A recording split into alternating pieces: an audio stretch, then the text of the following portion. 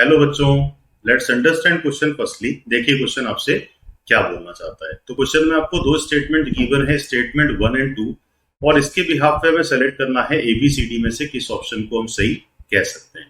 तो स्टेटमेंट 1 हमें गिवन है, इन E2 reaction kinetic isotopic effect is observe. तो फर्स्टली अगर हम E2 एलिमिनेशन की बात करें तो ये सिंगल स्टेप प्रोसीजर होता है। दैट मीन्स कि पूरा रिएक्शन एक ही स्टेप में कंप्लीट होगा। रिएक्शन में कोई इंटरमीडिएट क्रिएट नहीं होता, reaction goes by transition state. अब देखिए कि अगर हम E2 एलिमिनेशन का सिंपल एक एग्जांपल लेते हैं डीहाइड्रो हेलोजिनेशन से। तो डीहाइड्रो हेलोजिनेशन अगर करना है तो एक स्ट्रॉन्गर बेस का प्रेजेंस लेना पड़ेगा आपको, just like OR minus and temperature. तो हम ये कह सकते हैं कि एक ही स्टेप में आपका H+ और इसी स्टेप में बॉन्ड ब्रेक होगा Br- का।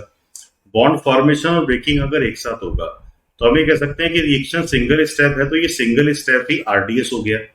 तो यहाँ पे कार्बन हाइड्रोजन बॉन्ड की जगह अगर कार्बन ड्यूटेरियम बॉन्ड होता तो हम ये कह सकते हैं कि जो बॉन्ड एनर्जी है, जो स्ट्रॉन्गर आइसोटॉप है, ये स्ट्रॉन्गर बॉन्ड बनाते हैं इन कंपेयर टू लाइटर। तो अगर कार्बन हाइड्रोजन बॉन्ड को मैं ब्रेक करूंगा तो ये इजी है in compare to carbon deuterium. That's why कि अगर आइसोटॉप हैवी है तो रेट थोड़ा सा कम हो जाएगा, और अगर आइसोटॉप लाइटर है तो रेट ज्यादा होगा। रिएक्शन एक ही स्टेप में कैरी होगा। तो स्टेटमेंट 1 अपने आप में क्या है, ये करेक्ट है।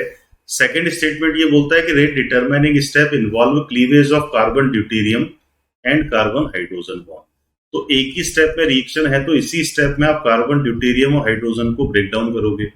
तो दैट मीन्स की स्टेटमेंट 1 और 2 दोनों करेक्ट हैं और एक्सप्लेनेशन भी प्रॉपर आ पा रहा है। तो इस केस में हम किस ऑप्शन को एक राइट चॉइस कह सकते हैं? Option number A. तो I hope you understood this question. All the best.